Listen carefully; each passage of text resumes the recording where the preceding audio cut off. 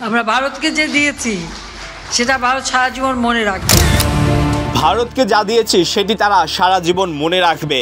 উক্তিটি ছাত্র জনতার গণ অভ্যুত্থানের মুখে গত 5 আগস্ট পদত্যাগ করে পালিয়ে গিয়ে ভারতে আশ্রয় নেওয়া আওয়ামী লীগের সভাপতি ও সাবেক প্রধানমন্ত্রী শেখ হাসিনার। সেই উক্তির প্রেক্ষাপটে রাজনৈতিক অঙ্গন, প্রশাসন সহ জনমনে ঘুরপাক খাচ্ছে।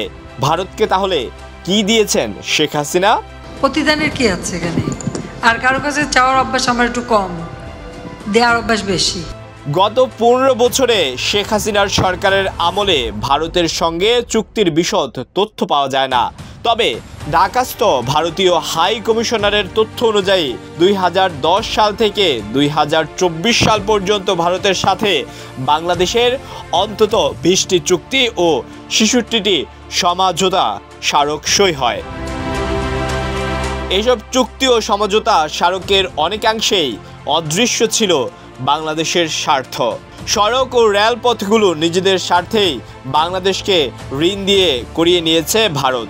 ভারতীয় ঋণ নিয়ে বাংলাদেশের তেমন কোনো কাজে লাগেনি, বরং অপ্রয়োজনীয় প্রকল্পের ঋণ নেওয়ায় চাপে পড়েছে বাংলাদেশ সরকার। সেই 20টি চুক্তি ও 66টি সমঝোতা স্মারকের বিস্তারিত জানা এখনই কঠিন, কারণ সরকারি ওয়েবসাইট কিংবা মন্ত্রণালয়ে এ সংক্রান্ত বিশদ তথ্য পাওয়া যায় না। তবে তথ্য বিশ্লেষণ করে জানা যায় 2010 সালের নভেম্বর মাসে বাংলাদেশ ও ভারতের মাঝে প্রথম চুক্তি স্বাক্ষর হয়, যা নৌ ট্রানজিট চুক্তি নামে পরিচিত। সেই চুক্তিতে ভারতকে ট্রানজিট দেওয়ার বিনিময়ে কোনো ধরনের শুল্ক বা ট্যারিফ আরোপের বিষয় চুক্তির খসড়ায় উল্লেখ না থাকলে আইন মন্ত্রণালয়ে তা নিয়ে নেতিবাচক মতামত প্রকাশ করে। সাবেক প্রধানমন্ত্রীর কার্যালয়ের বিশেষ নির্দেশনা ও তার অর্থ উপদেষ্টার টেলিফোন দিলে অর্থ মন্ত্রণালয় সেই চুক্তি খসড়ার অভিমত দিতে বাধ্য হয়। এই ট্রানজিট নেওয়ার পর চট্টগ্রাম ও মোংলা বন্দর ব্যবহারের অনুমতি পায় ভারত। এরপর 2015 সালে বাংলাদেশ ও ভারতের মধ্যে এই সংক্রান্ত আরও 4টি প্রোটোকল সই হয়।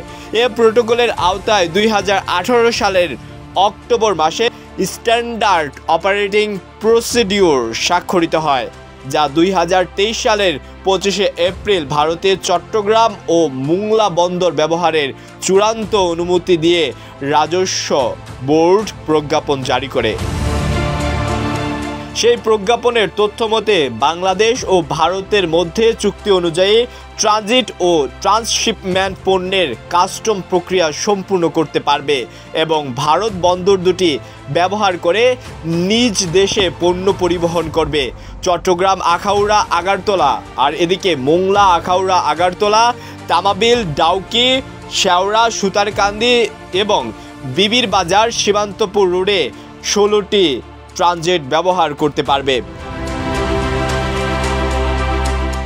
এদিকে 2019 সালের অক্টোবরে তৎকালীন প্রধানমন্ত্রী শেখ হাসিনার ভারত সফরের সময় তিস্তা নদীর পানি বন্টনের চুক্তির বিষয়ে অঙ্গীকার থাকলেও বৈঠকের আলোচ্য সূচিতে তিস্তা চুক্তির খসড়া তো দূরের কথা, আন্তর্জাতিক নদীর পানি প্রবাহের কথাটি উঠেনি। উল্টো বাংলাদেশের নিজস্ব নদী ফেনীর পানি চেয়ে বসে ভারত। বৈঠকে ভারতের প্রধানমন্ত্রী নরেন্দ্র মোদীর এই আবদার ফেলতে পারেনি শেখ হাসিনা।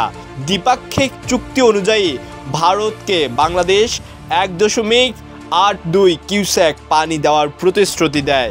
এ নিয়ে সমালোচনা হলে শেখ হাসিনা উল্টো সংবাদ সম্মেলন করে সমালোচকদের সমালোচনা করেন।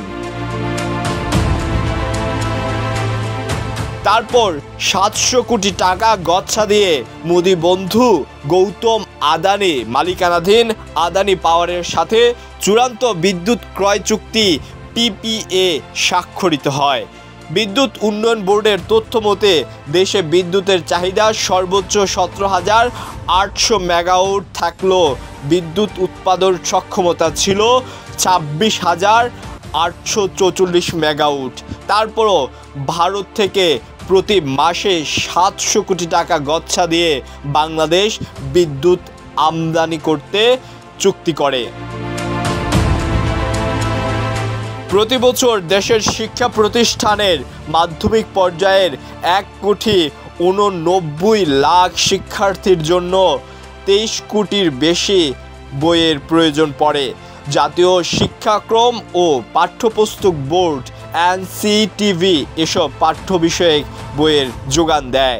এনসিভিটির বই ছাপানোর কেন্দ্র থেকে দেশে একটি বিশাল প্রকাশনা শিল্প গড়ে ওঠে। এই শিল্পের সঙ্গে দেশের লাখ লাখ মানুষ যুক্ত থাকে।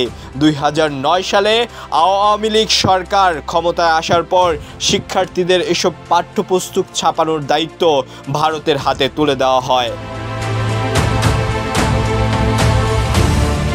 তাছাড়া সার্বভৌমত্ব হুমকিতে রেখে ভারতের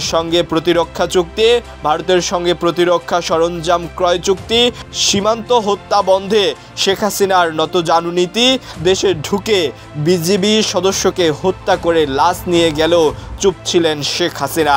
ভারতের স্বার্থ রক্ষায় রামপালে বিদ্যুৎ কেন্দ্র ও ভারতীয়দের দখলে তুলে দেওয়া হয় বাংলাদেশের আইটি খাত। এখানে উল্লেখযোগ্য সব চুক্তিতেই বাংলাদেশের স্বার্থ ছিল অদৃশ্য। তারপরও ভারতের সাথে একের পর এক চুক্তি করতে উৎসুক ছিল তৎকালীন প্রধানমন্ত্রী ও আওয়ামী লীগের সভাপতি শেখ হাসিনা। ডেস্ক রিপোর্ট, ঢাকা প্রকাশ।